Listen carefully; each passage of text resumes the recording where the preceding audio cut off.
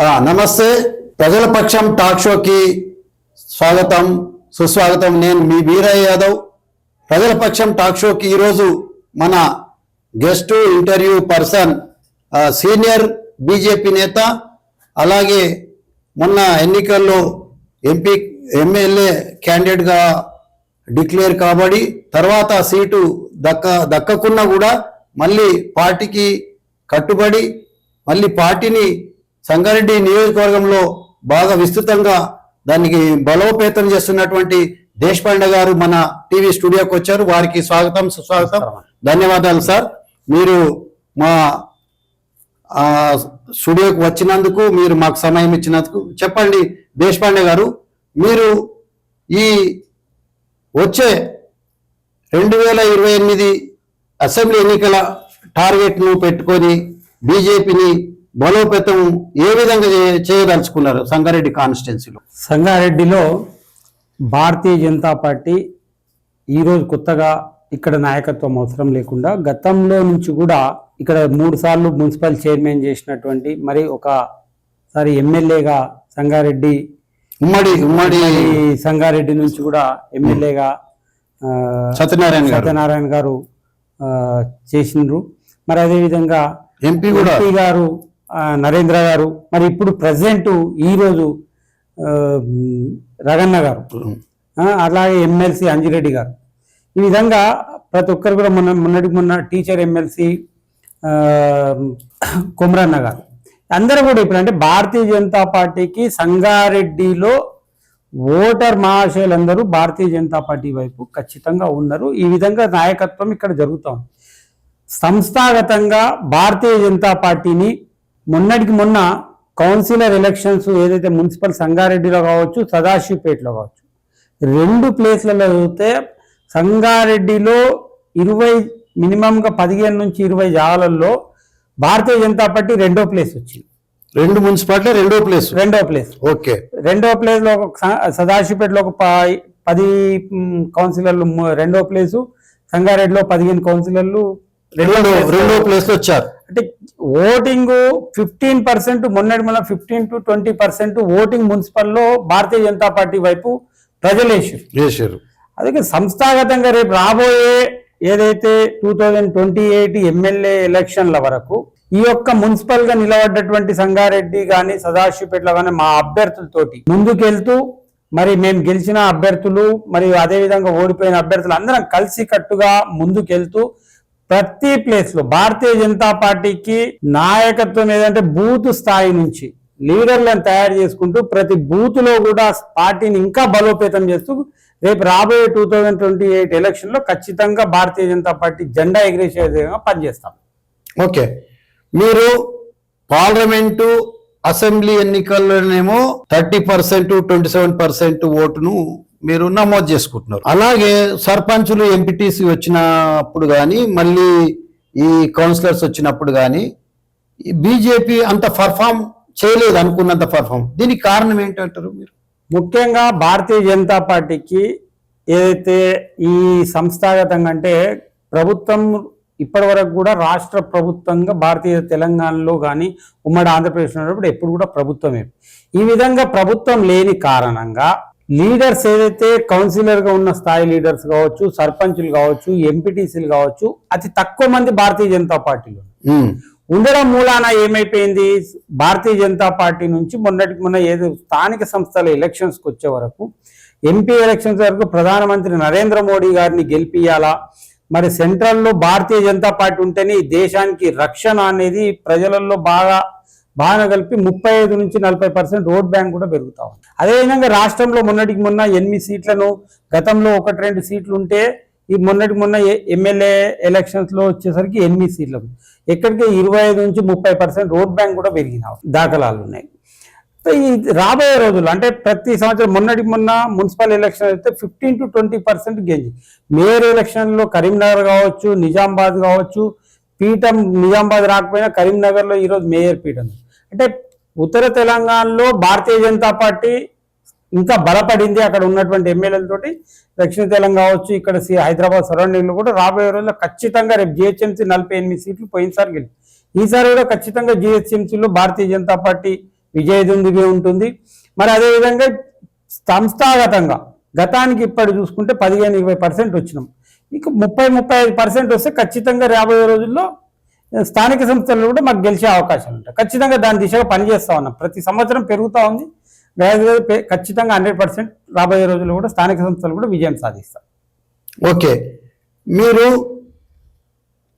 ఈ దక్షిణ భారతదేశంలో మొదటిసారిగా కర్ణాటకలో గవర్నమెంట్ని ఏర్పాటు చేశారు. ఆ తదుపరి అక్కడ గవర్నమెంట్ పోయింది. ఇప్పుడు మీరు తెలంగాణలో మేము అధికారంలోకి వస్తామని డంకా బజాయించి చెప్తున్నారు. కారణాలు ఏమైనప్పటికీ ఇక్కడ బీజేపీ అనేది తెలంగాణలో ఒక శక్తిగా ఉన్నది. ఎవరేమనుకున్నా కాదన్నా ఒక శక్తిగా తయారైంది. మీరు గత ఎన్నికల్లో బండి సంజయ్ ఏదైతే బీసీ కార్డు, బీసీ ముఖ్యమంత్రి అని చెప్పినరో ఆయనను అధ్యక్షునిగా పెట్టి, అలాగే కొంతమంది బీసీ నాయకులను ఈటెల రాజేందర్ కానీ మిగతా కొంతమంది నాయకులు, ఇది కాంగ్రెస్ రెడ్ల పార్టీ, ఇది వెల్లమల పార్టీ బీఆర్ఎస్, బీజేపీలో పోతే మనకు బీసీలం కొంతమంది ఎమ్మెల్యేలం అవుతాం, ఎంపీలం అవుతాం, ఇంకా ఏదన్నా ముఖ్యమంత్రి కూడా అయ్యే అవకాశం ఉంది అనేది ఆలోచించి చాలామంది చేరారు. కానీ ఎన్నికలకు వచ్చే సమయానికి దగ్గరనే బండి సంజయ్ని కేంద్ర నాయకత్వం పక్కకు తప్పించింది. దీనివల్ల బీజేపీ నష్టం జరగలేదా? భారతీయ జనతా పార్టీ రాష్ట్ర అధ్యక్షులు ఎవరైనప్పటికీ 3 సంవత్సరాల కాల పరిమితి ఉంటుంది. 3 సంవత్సరాల కాల పరిమితి ఒక 6 నెలల ముందు బండి సంజయ్ గారిది ఏదైతే ఎలక్షన్ల ముందు ఆ విధంగా సంస్థాగతంగా మార్పు చేయడం జరిగింది. నాకు బండి సంజయ్ గారిని అర్ధాంతరంగా తొలగియలేరు. ఇక్కడ కూడా పార్టీ అర్ధాంతరం 3 సంవత్సరాల కాల పరిమితి అయిన తర్వాత భారతీయ జనతా పార్టీ ఇంకోరికి, ఎందుకంటే ఒకసారి ఒక వ్యక్తికి 2 సార్లు కూడా అవకాశం ఉంది కదా కేంద్ర. ఆ టైంలో రాజ్యాంగం ప్రకారం, బీజేపీ రాజ్యాంగ ప్రకారము 2 సార్లు ఇవ్వచ్చు, అది ఇవ్వద్దు అన్నది ఏం లేదు. ఎలక్షన్ టైం అయినా కానీ బండి సంజయ్ గారికి ఇస్తే ఎంతవరకు ఇంకా అంతకన్నా ఎక్కువ అవకాశం ఉంటుందని పార్టీ పెద్దలు నిర్ణయించింది. దాని ప్రకారంగా సంస్థగా డైరెక్ట్ ఆయన తొలగించడం అనేది ఎక్కడ లేదు. ప్రోగ్రెస్ రిపోర్ట్ కోరుకుంటారు కదా, బండి సంజయ్ తీయడం వలన పార్టీ నష్టపోయింది అనేది ప్రజలలో ఖచ్చితంగా లెవెల్లో వచ్చింది. భారతీయ జనతా పార్టీ నష్టపోయింది అనేది ప్రజలు చెప్తా ఉన్నారు. ప్రజలే కానీ వాస్తవంగా బండి సంజయ్ గారు ఉంటే 30 సీట్లు గెలిచేవాళ్ళు. అంటే రాష్ట్ర ఒప్పందం ఇడెన్ ఎజెండా ఏమన్నా ఉందా ఆయన తప్పించడానికి కారణం? అట్లాంటిది భారతీయ జనతా పార్టీ ఏ పార్టీ తోటి రాష్ట్ర ఎజెండాలు పెట్టుకొని పనిచేసేటువంటి పార్టీ కాదు. భారతీయ జనతా పార్టీ మేము రాకపోతే మా శత్రువు రావద్దని అట్లాంటి రాజకీయంగా ఏ పార్టీ కూడా నేను గెలవాలని చూస్తుంది కానీ పక్కోడు ఓడిపోవాలని చెప్పి, నేను గెలవలేని పరిస్థితుల్లో గెలవలేని పరిస్థితి నేను గెలవాలనే ప్రయత్నం ఉంటుంది కానీ అవతలను ఓడగొట్టడానికి పార్టీలు పనిచేయాలి. ఏ పార్టీ అయినా సరే నేను గెలుద్దాం అనుకుంటే వాడిని ఓడగొట్టడానికి వీడెందుకు, ఇంకో పార్టీ ఎందుకు పనిచేస్తూ ఉంటది? అట్లాంటిది లేదు. సంస్థాగతంగా మార్పులు జరిగినాయి. ఆ మార్పులలో బండి సంజయ్ గారు టర్మ్ అయిపోయింది కనుక ఆ టైంలో మార్చడం జరిగింది తప్ప, అయినప్పటికీ గతంలో 1 సీట్ ఉండే, తర్వాత 8 సీట్లు వచ్చినాయి. ఎమ్మెల్యేలుగా 8 సీట్లు, స్కేల్ పెరిగింది. మళ్ళా ఓటింగ్ పర్సెంటేజ్ కూడా 20% దాటింది. అధికారం రావాలంటే మార్కులు అంటే 30 దాటాలి, రావాలి. చాలా ప్లేస్ అధికారం రావాలంటే 60 దాటాలి కదా, దాటాలి. చాలా ఢిల్లీ సర్కారు 100% మీకు ఎంఐఎం సపోర్ట్ చేయదు, కాంగ్రెస్ సపోర్ట్ చేయదు. అవును, ఇండిపెండెంట్లు ఏమన్నా 4-5 మంది గెలుస్తారు. ఇక ఒకే ఒక ఛాన్స్ ఏంది, బీఆర్ఎస్ బీజేపీ కలవాలి ఫ్యూచర్ లో. అందైతే అంతే కదా, అయితే కలవాలని అంటారు. అంతే కదా. అంటే బీఆర్ఎస్ అనేది అది దాంతో కలిసే అవకాశం లేదు, కాంగ్రెస్ తోటి కలిసే అవకాశం లేదు, ఎంఐతో. భారతీయ జనతా పార్టీ ఒంటరిగానే మీరు ఇక్కడ కొట్టాలనుకుంటున్నారు అధికారం, ఒంటరిగానే 60 సీట్ల మార్కును దాటి చూపెడుతుంది. అంటే మీ ఎజెండా ఏమున్నది? ఇప్పుడు తెలంగాణ ప్రజలకు చెప్పండి, మీరు ఏ ఎజెండా ద్వారా మీకు ఓట్లు వేయాలనుకుంటున్నారు? ఎందుకు వేయాలి మీకు ఓట్లు? భారతీయ జనతా పార్టీకి ఇప్పుడు చేస్తున్నటువంటి, మీరు రేపు ఎమ్మెల్యే పోటీలో ఉంటున్నారా? సంగారెడ్డి నుంచి మళ్ళీ ఎమ్మెల్యే బరిలో నమ్మకం ఉందా? నమ్మకం ఉంది ఖచ్చితంగా. బీఫామ్ ఇప్పుడు రాష్ట్ర మొన్నట్లుగా బలిక బక్రా ఎప్పటికీ కూడా ఒకటే రకంగా రాజకీయాలు ఉంటాయి. ఆశావాదంతో ఉండాలి. నేను కూడా కోరుకుంటాం. ఖచ్చితంగా ఆ ఉంటాం. తెలంగాణ ఉద్యమం అదే నేర్పింది. పోయినసారి జరిగింది అని చెప్పేసి వచ్చేసారి జరుగుతా అని చెప్పి నిరాశవాదంతో పనిచేయాలి. నేను కూడా అట్లా లేను, మీకు అడుగుతున్నాను నేను. ఖచ్చితంగా ఆశతోటే ఉన్నాము. ఉమ్. దానికి తగ్గట్టు పెద్దలందరూ కూడా ఒక అభయం కూడా ఇవ్వడం జరిగింది. ఆ విధంగానే ముందుకెళ్తాం. ఇప్పుడు మాకు ఎంపీ రఘునందన్ అన్న కావచ్చు, ఎమ్మెల్సీ అంజిరెడ్డి కావచ్చు, రాష్ట్ర అధ్యక్షుడు రామచంద్రరావు గారు కావచ్చు, అందరు కూడా పార్టీలో పనిచేయండి అని చెప్పి ఖచ్చితంగా చెప్తూ ఆ విధంగా పనిచేస్తాం. Okay okay okay. మీరు ఏ ఎజెండా తోటి రేపు రాష్ట్రంలో మాకు ఓట్లు వేయండి, మేము అధికారం ఇవ్వండి అని అడుగుతారు మీరు? ప్రజలు అటు టిఆర్ఎస్ ను చూసిర్రు, ఇటు కాంగ్రెస్ ను చూసిర్రు. టిఆర్ఎస్ 10 సంవత్సరాలు అవినీతి పాలన చూసిండు. ఇప్పుడు మళ్ళీ వచ్చిన కాంగ్రెస్ అవినీతి పాలన చూస్తాం. ఎక్కడికక్కడ కూడా ఒక్క సెంట్రల్ గవర్నమెంట్ నుంచి వచ్చిన ఫండ్స్ తప్ప గ్రామాలు ఇయ్యాల వీధి దీపాలు కావచ్చు, నా మోరీలు కావచ్చు, నా సీసీ రోడ్లు కావచ్చు, లైట్లు కావచ్చు, ఏది చేయాలన్నా అది Bharatiya Janata party central fund వస్తేనే ఇదేమన్నా గ్రామాల్లో. ఎందుకంటే గతంలో మొన్న సర్పంచ్లు ఇప్పటికి కూడా లాస్ట్ 7 సంవత్సరాలకు అయిపోతుంది. 5 సంవత్సరాల కింద చేసిన పైసలు ఇయ్యాలకి టిఆర్ఎస్ ఇయ్యకపోయి, ఇయ్యాలకి కాంగ్రెస్ వాడు ఇయ్యకపోయి, రెండు ప్రభుత్వం. టిఆర్ఎస్ మీద కొంతమంది ఈ గ్రామ పంచాయతీలు సర్పంచులు నారాజు ఉన్నారు. అది గ్రౌండ్ లెవెల్లో ఉన్నమాట. ఏంటంటే చాలా పనులు చేసినా కానీ బిల్లులు రాలేవని ఉన్నారు. కానీ రాజీవ్ గాంధీ 73-74 అధికారం ఏదైతే తెచ్చారో అది నేరుగా గ్రామ పంచాయతీలకు, మున్సిపాలిటీలకు అది సెంట్రల్ గవర్నమెంట్ ఇవ్వాలి. సెంట్రల్ గవర్నమెంట్ అనేది ఎవరు ఉన్నప్పటికీ, బీజేపీ ఉన్నా, కాంగ్రెస్ ఉన్నా, రేపు ఇంకో పార్టీ వచ్చినా అది నేరుగా ఇవ్వాల్సిన ఫండ్స్.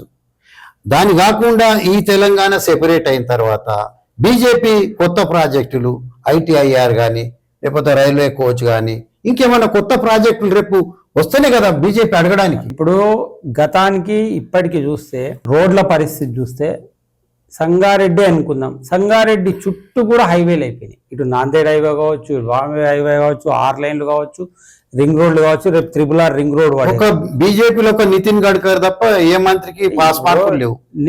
నితిన్ గడ్కరీ గారు ఇప్పుడు బీజేపీలో నితిన్ గడ్కరీ గారు చేస్తున్నట్టే బీజేపీ ప్రభుత్వం చేస్తున్నట్టే. నితిన్ గడ్కరీ గారు individual not individual but good minister కదా. గతానికి ఇప్పటి చూస్తే మీరు 1 నేషన్ 1 అనేది 1 రేషన్ 1 అనేది చూస్తే ఎక్కడ ఏ రాష్ట్రం నుంచి వచ్చినటువంటి కార్మికుడు ఇక్కడ తెలంగాణ కార్మికుడు రేషన్ కార్డు ఎక్కడున్న 1 నేషన్ 1 రేషన్ కార్డు అది మంచి పథకం అని చేసింది. అంత్యోదయ సిద్ధాంతం ప్రకారం చేసింది భారతీయ జనతా. ఇక్కడ వర్క్ అంటే కింది వాళ్లకు రేషన్ ఎక్కడైనా ఎక్కడ పోయినా ఏ రాష్ట్రంలో పని చేసుకున్నా రేషన్ దొరకాలి. గతానికి మళ్ళా ఈ కోవిడ్ వచ్చినప్పటి నుంచి ఈ రోజుకి కూడా ఫ్రీ రేషన్ ఇస్తున్నటువంటి పార్టీ ఏదైనా ఉందంటే భారతీయ జనతా. మరి ఇంకో కూడా విషయం ఉంది. 146 కోట్లలో 80 కోట్ల మంది రేషన్ కార్డులు ఉన్నదంటే మరి కిందికి పోతుందా డెవలప్ అయినట్టు? ఇది మనం మానవ సూచిక హ్యూమన్ ఇండెక్స్ లో ఏ స్థాయిలో ఉన్నామనేది కూడా ఇది కదా. ఇప్పుడు మనం అనుకోవడం కరెక్టే. ప్రపంచంలో ఈ రోజు 4వ అతిపెద్ద ఆర్థిక ఇది దేశంగా మీరు అంటున్నారా అయ్యింది. అది చెప్పాల్సిన పని లేదు. జీడిపిలు కనిపిస్తున్నాయి.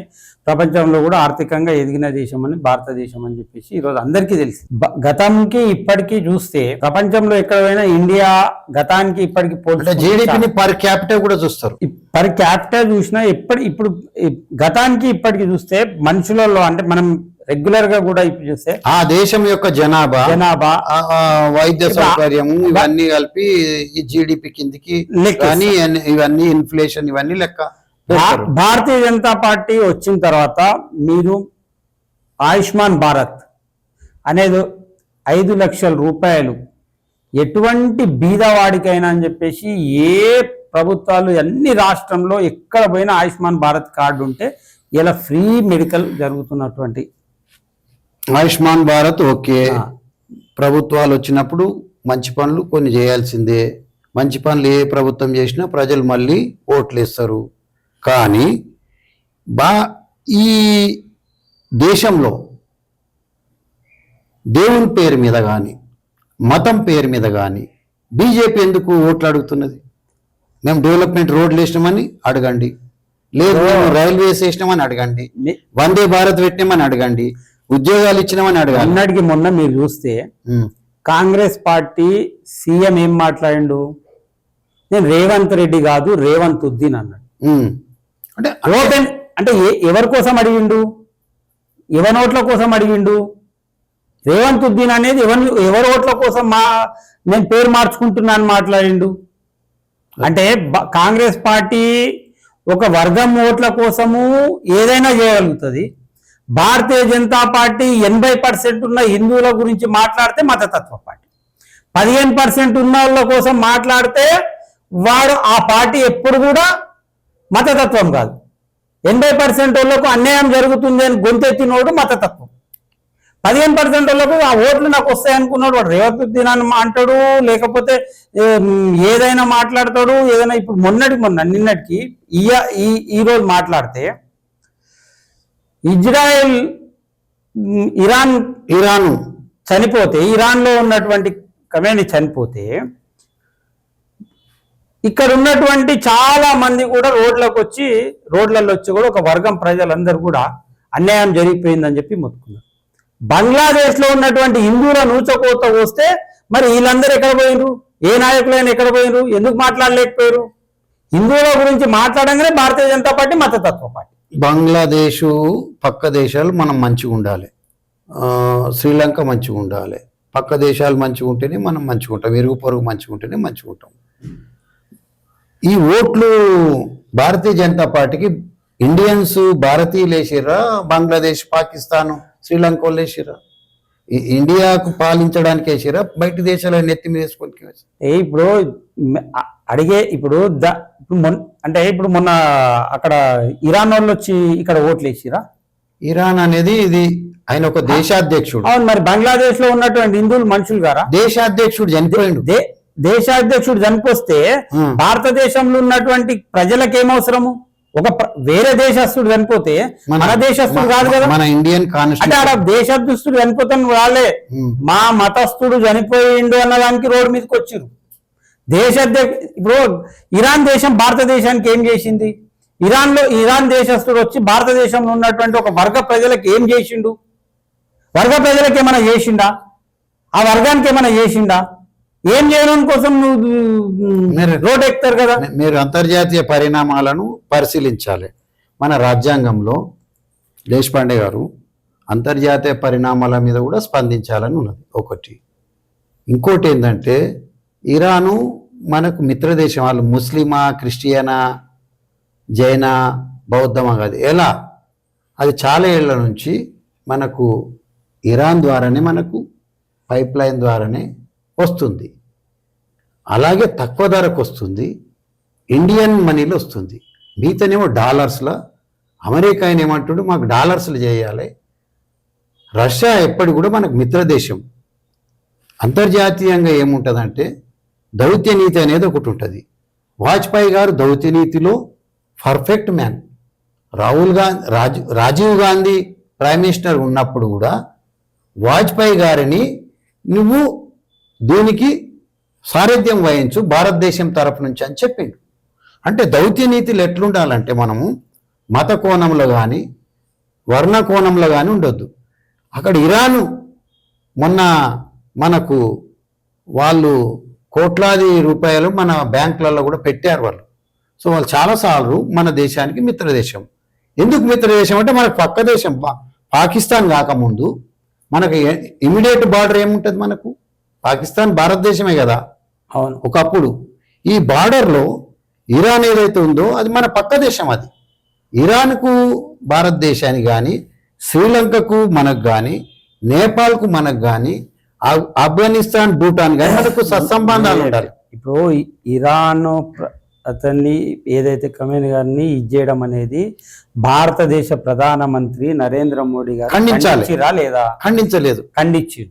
ఎప్పుడు? మొన్ననే ఇమీడియట్ యుద్ధం చేయొద్దు అని కూడా ఇజ్రాయెల్ ప్రధానమంత్రి తోటి ఆలోచించమని 100% సీరియస్ గా ట్వీట్ చేశారు. ఇప్పటి వరకు ఏమని చేశారు? ఇప్పుడు నిన్న సిసిఎస్ మీటింగ్ అయింది సెంట్రల్ క్యాబినెట్. అందులో ఏం చెప్పారు మోడీ గారు? ఇది దురదృష్టకరం, ఈ విధంగా చేయొద్దు అని చెప్పేసి కూడా మాట్లాడింది. ఎక్కడ కూడా ఒక యుద్ధం జరిగినప్పుడు యుద్ధ పరిస్థితులు ఉన్నాయి. యుద్ధ పరిస్థితులు ఉన్నప్పుడు మనం పోయి ఒకని పక్క కిలవడ్డం మనకు ఏముంటుంది? అది ఏం సందేశం పోయింది? ఓయ్, మోడీ గారు పోయిన తెల్లారి ఇక్కడ అక్కడ బాంబులు వేశారు, ఆయన చనిపోయాడు. ఇప్పుడు అంతర్జాతీయ సమాజానికి ఏం మెసేజ్ పోయింది? ఇప్పుడు మోడీ గారు పోయి వచ్చిన తర్వాత యుద్ధం అనేది అంతకు ముందటి నుంచే వాళ్ళు ఒక ఆగిపోయింది, నెల రోజుల నుంచే నడుస్తా ఉంది. ఆగిపోయింది మధ్యలో, నెల రోజుల నుంచే నడుస్తుంది. ఇది నిజమే, ఆగిపోయింది మధ్యలో. నెల రోజుల నుంచే వాళ్ళు ఇగో ఈ రోజా రేపా ఈ రోజా రేపా మొదట కొంత ఆగిపోయింది, 12 రోజులు నడిచింది. ముందుగా 12 రోజులు దాని తగ్గట్టు ఇప్పుడు అక్కడ అణ్వస్త్రాల గురించి కావచ్చు, ఇంకోటి కావచ్చు, అక్కడ జరుగుతున్నటువంటి పరిణామాల మీద యుద్ధం జరిగింది తప్ప ఏమంటే ఒక మత ప్రకారంగా ప్రొటెస్ట్ చేయొద్దు. ఎక్కడ చనిపోయినా ప్రజలే, న్యాయం అనేది ధర్మం ఉండాలి, రాజ్యాంగం. ఇక్కడ మొన్న బంగ్లాదేశ్ లో హిందువులు చనిపోయినప్పుడు అదే విధంగా ప్రొటెస్ట్ చేయాలి, నీకు ఇరాన్ లో చనిపోయినప్పుడు అదే విధంగా ప్రొటెస్ట్ చేయాలి. బంగ్లాదేశ్ లో చనిపోతే మనకేం సంబంధం లేదంటే మిగతా పార్టీ అంటే ఇప్పుడు మీరు అంతర్జాతీయంగా ఇప్పుడు దౌత్య నీతి ఉంటది కదా, అది బంగ్లాదేశ్ ఉన్నటువంటి ఇప్పుడు బంగ్లాదేశ్ ఏర్పడడానికి ఆ రోజు కారణం ఎవరు? మీరు ఒకటి ఇప్పుడు అమెరికా ఒక దేశం ఇంకో దేశం మీద దురాక్రమణ చేయొచ్చా? ఏ దేశం ఇప్పుడు ప్రతి దేశము ఒక దేశం మీద దురాక్రమణ చేయడం అనేది అంతర్జాతీయ చట్టాల ప్రకారం చేయొద్దు. అమెరికా ఎందుకు చేస్తుంది? అమెరికా ఏమన్నా ఇంటర్నేషనల్ పోలీసా? ఇప్పుడు ఎవరైనా ఎన్నుకున్నారా? అమెరికా ఇంటర్నేషనల్ పోలీసా లేదా ఇరాన్ నుంచి ఇప్పుడు ఈ రోజు జరుగుతున్న దానిపై ఇరాన్ ఏం చేసింది? పక్కన సౌదీ అరేబియా మీద చేసింది, పక్కన ఉన్నటువంటి ముస్లిం కంట్రీస్ మీద ముస్లిం కంట్రీలో ఉన్నటువంటి యుఎస్ మిలిటరీ స్థావరాల మీద వేసింది. ఇప్పుడు సౌదీలో నుండి బుర్జు ఖలీఫా పక్కన మిలిటరీ స్థావరం లేదు. ఆడ ఎందుకు పడ్డది బాంబు? అంటే అమెరికా సిఏ ఏజెంట్లు అందులో దాచుకున్నారు.